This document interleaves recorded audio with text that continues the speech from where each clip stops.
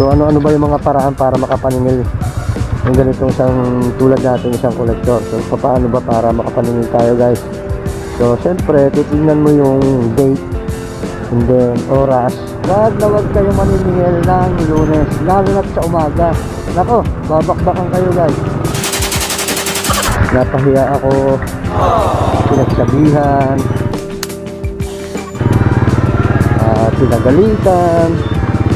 Meron pa nga dyan, minura talaga tayo eh. Pero dahil ito yung profesyon natin, ito yung trabaho natin na pwedeng bumuhay sa pamilya natin, ayun lang, isin mo na lang. Alright mga boss, magandang araw ulit sa inyo, and sana magandang araw natin. Uy, sana all. At ganitong sobrang init guys. Yun na nga. Ay, yun lang. So misisingilin ako dito sa school, and sana makasingil tayo. Medyo mahirap-hirap din kasi maningil dito. Yung mga, lalo na pagka ganito mo yung mga activity. Try natin, baka sakali makakasingil tayo. Ayun yun na nga. So ano ba yung mga paraan para makapaningil ng ganitong isang tulad natin, isang kolektor. So paano ba para makapaningil tayo guys? So syempre titingnan mo yung date and then oras para hindi ka masayang yung punta mo. Kasi pagka nasa mga ganito opisina, check po muna yun na nga, break time, check po muna yung date, same na sumahod na para hindi ka mapahiya guys. And magdadala ka talaga ng panukli kasi ikaw pa masisisi pagka wala kang panukli. So yun lang, advice ko na sa mga gustong maging buhay kolektor.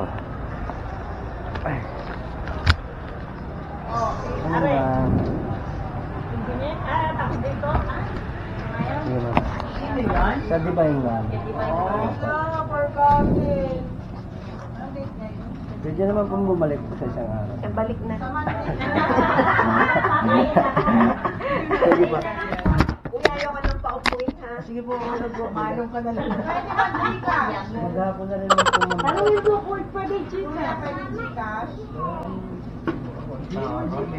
A few minutes later. Thank you, madam. Madam, bukas po. Pwede akong bumalik. Sige pa. Sabay ko po sa inyo. Sige, ma'am. Sige po.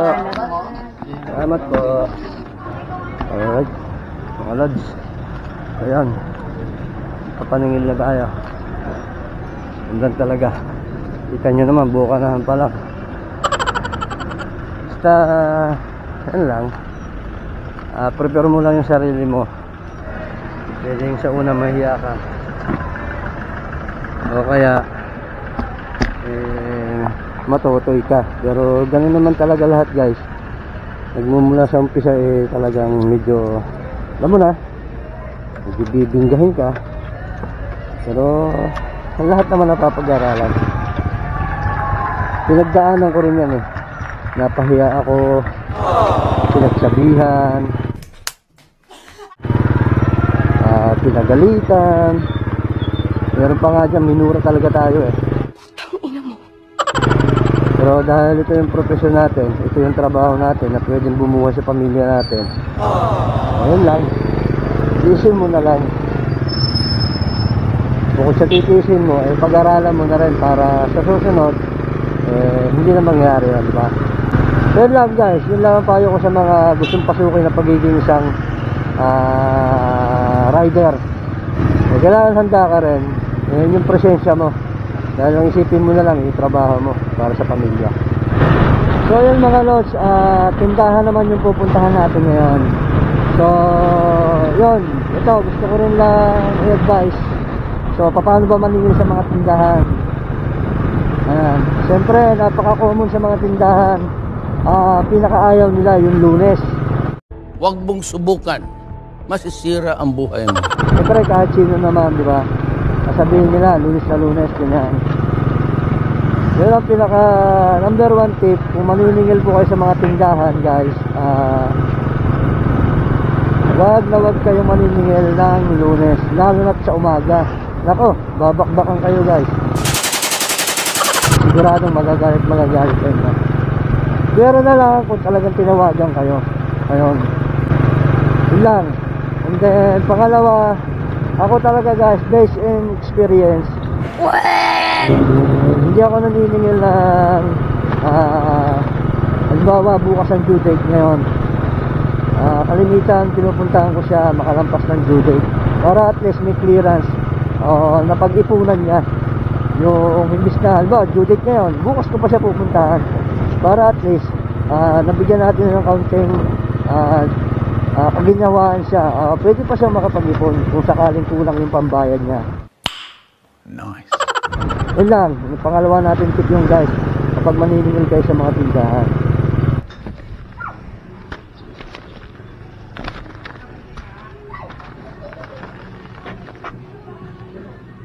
Dagwerta. Ayan. Tama, pang March pa lang. Eh di baka kaya ni ma'am na siya na lang pumunta sa opisina. Pa-remind na lang po, sayang din naman. Baka magka-penalty pa. Aba. Sige sir.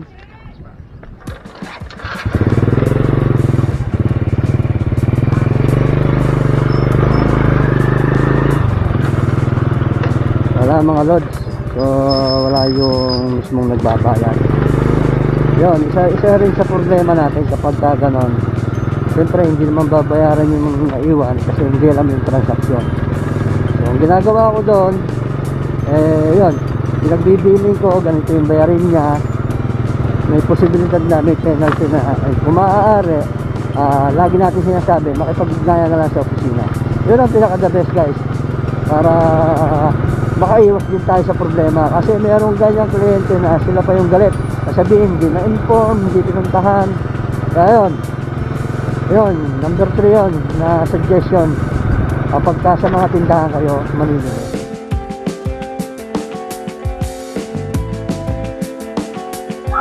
Sige po. Fully paid na po yung kay ma'am. Full paid na. Wow. Thank you. Sige sir, salamat po. Alright guys, galing tayo ng ospital. So marami rin kasi tayong sinisingil dito. Kaya ayun. So yun mga lord, so hanggang dito na lang yung aking video. And yun na nga, marami-rami na naman po tayo napuntahan. So yung iba hindi na lang natin napapakita. And wala naman po tayong gusto ipakita sa video na to na makatulong din sa mga nagbabalak na maging isang collector, delivery rider. Ayun, basta focus ka lang. I-focus mo lang yung sarili mo sa pagdadrive. Siyempre, unang-una ay anong gawin mo. Yun na nga, lahat naman sa umpisa guys, medyo nahihirapan. Pero kapag determinado ka at yun na nga, masipag ka, madali lang yan. Basta gusto mo lang yung ginagawa mo, wala nang imposible. So yun, maraming salamat po. Sana nakatulong yung napakaikling video natin. Yun na nga, sa mga kapwa ko rider, maging safe palagi yung biyahe natin.